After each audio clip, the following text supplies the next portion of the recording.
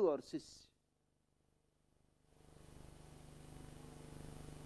बार बार बूढ़ा गुरु अपने शिष्य से पूछता था, क्योंकि सांझ होने लगी, सूरज ढलने लगा, गांव कितनी दूर है, गांव कितनी दूर है, गांव कितनी दूर है। युवक ने कहा कि आज तक कभी आपने इस तरह उत्सुकता नहीं दिखाई। जंगल पड़ा तो हम जंगल में ठहर गए, गांव आ गया तो गांव में ठहर गए। आप तेजी से भी चल रहे हो, जल्दबाजी भी कर रहे हो, और भी मैं एक काम देख रहा हूं जो आप बार बार कर रहे हो, अपने झोले में हाथ डाल डाल के देखते हो। माजरा क्या है, मामला क्या है, राज क्या है? गुरु ने कहा तू इन बातों में मत पड़, समय ना गवा, जल्दी चल, हमें गांव पहुंचना है, जंगल में ठहरना खतरनाक है। तभी कुआं आया, दोनों हाथ मुंह धोने पानी पीने को रुके। गुरु ने अपना झोला शिष्य को दिया और कहा कि संभाल के रखना, होशियारी से रखना। शिष्य को मौका मिला, झोले में हाथ डालकर देखा, 2 सोने की ईंटें थी। सब राज खुल गया।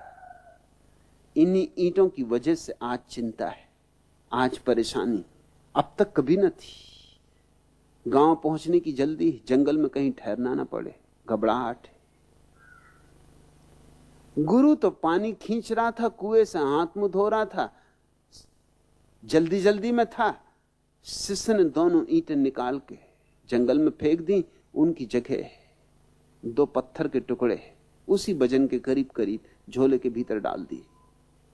गुरु ने जल्दी से हाथ मुंह धो के बड़ी जल्दी जल्दी किया, क्योंकि सूरज ढला ही जा रहा है, अंधेरा हुआ ही जा रहा है।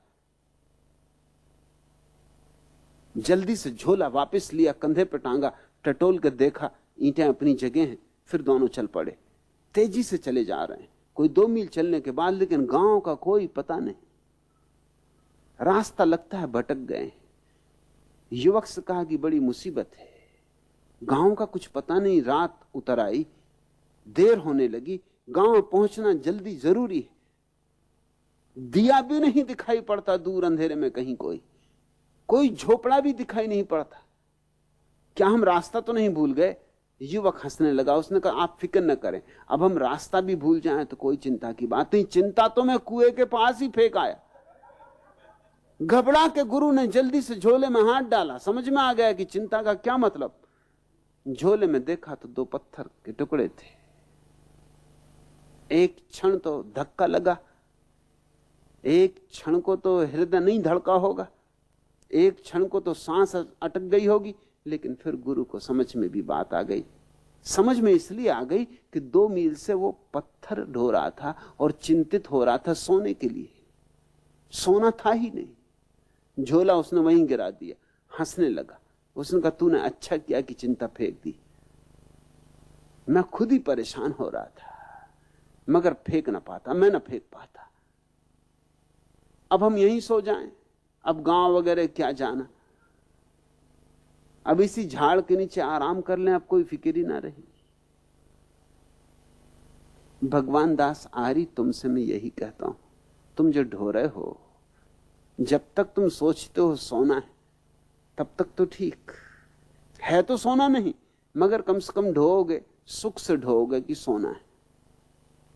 मेरे पास आते रहे तो दिखाई पड़ना शुरू हो जाएगा कि पत्थर, और तब मुसीबत होगी। छोड़ ना पाओगे पुरानी आदत सोने को पकड़ने की, और अब जान भी लिया कि पत्थर है, सोना नहीं। अब विडंबना पैदा होगी। अब तुम किम कर्तव्य विमूढ़ अपने को अनुभव करोगे। वही मेरी प्रतीति है जो तुम्हें हो रहा है।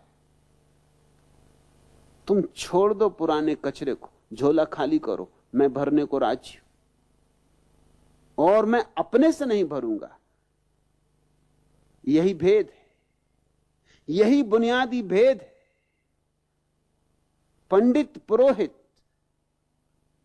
अपने से भर देते हैं तुम्हारे प्राणों को, सद्गुरु वही है जो तुम्हें दूसरे से तो खाली कर देता है ताकि तुम अपने से भर सको।